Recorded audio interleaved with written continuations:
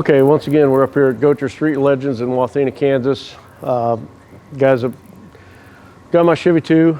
I kind of forgot this thing was up here. This is another customer's car that we had done some work to. And when we walked in the back today, it was sitting back here, just getting a few things touched up. Do a little short video on this just to show everybody some of the other crazy stuff we do. The 2013 Z01 that we did for Tom McGilton, his daughter won this car from Matt Frost at Rocky Mountain Race Week in a raffle a couple years ago. We took out, well, backpedal a little bit. The LSA motor that's in here is the original engine out of Tom's Z01.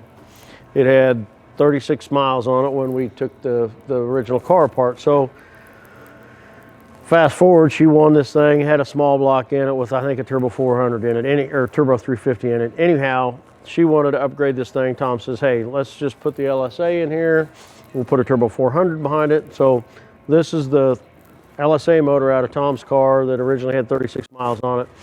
A lot of this stuff is you can buy for these things to bolt in, as everybody knows. But what's kind of cool about this car is that a lot of the stuff we got to reuse. We had to change the front drive on it and bought a kit that would high mount the alternator and the air conditioner because of the clearance down there. But in the same token, we got to use a lot of the factory stuff. I mean, this thing has still got all the factory radiator, transmission cooler, blower intercooler, AC condenser. Everything is all the factory stuff. As far as it's even got all the factory hoses, upper radiator hose. I mean, everything on it hose-wise. You can go to O'Reilly's and tell them you want hoses for a 13 Z01. It's crazy enough that even the heater hoses for this thing, all the factory bent pieces here are straight off Tom's Z01. So we did all that. We put fuel tech on it. We wired the whole car. You know, the fans are still pulse width modulated.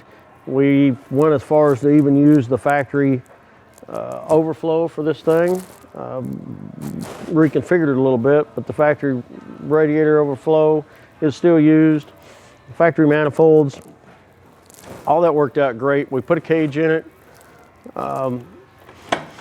She didn't want to be crawling over the door bars all the time, so we've done this for the last few years. We've made it where the door bars will actually come in or out. I'm not a big fan of the swing out bars. They just tear up the door panels and everything else so bad, and they're just a pain in the tail. So if we get a car like this that they're wanting to drive a lot and not race that much, then they can unpin them, drive these things on the street, however they want to do it, and then pin them back in. We've done some stuff with the window net, so it's easily comes in and out, so that when the door bar's out, the window net's out. Like I said, we wired the whole car with the fuel tech, with what they had before I think it's got a Dakota dash, I believe, in it. Anyhow, she wanted a bench seat in the car. There was a little bit of a dilemma, and because of where the shifter needed to be, Tom actually come up with the idea to make this thing a 60-40 split bench. It worked out awesome. Hot Rod Express did the actual seats for it. Audrey picked out the insert she wanted. So the seats and all the interior, Hot Rod Express did. We didn't do that. We did all the cage. We wanted to keep everything, once again, inside the car, so even these bars going down in the back never come through the back window. They have the right amount of angle to them to pass SFI, as far as there's a specific angle that you can't be less than to still meet the criteria. These run clear down through the floor onto the frame rail.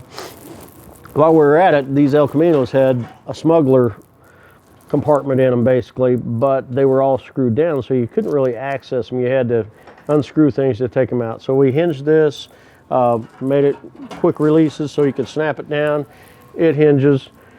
Put a bolt-in M9 housing under it from Moser, and made it where it was bulletproof in the back. She's still got it where you can put coilovers on it. It's got AFCO coilovers on it right now. You can still put the original coil spring on it if the class dictates that you have to run the original coil. Then you just take the coils off the AFCOs. We've still got to finish the exhaust on this thing from what it is. Want to run it clear out the back. Put a gas tank in it. It's got an intake Aeromotive dual fan pump on it to run this engine. Got a Rossler Turbo 400 in it with a Pro Torque converter. And then everything's kind of in disarray because they've got it all apart, but once again, it's got Fuel Tech in it. We put the dash in the glove box so you can still open it up, but you don't even realize it's in there looking at the factory gauges and all that. So once again, just some of the different things that we do and how we try and keep things as clean and as organized as we can by utilizing some of the factory parts and then doing some of the aftermarket stuff. So even the radiator, we used the factory hold down, worked out, once again, all this stuff worked out super cool of how we were able to utilize a lot of the factory components, but yet use a lot of the late model components also with the electronic throttle control, IAC, all that stuff still works. Air conditioning on it, they finished themselves, but once again, this thing ran 1120 on Rocky Mountain Race Week. I think with a little tweaking on it, wouldn't surprise me if you couldn't get this thing in the upper 10s, but just want to let you guys know this is some of the other crazy stuff we do. So look forward to the next video.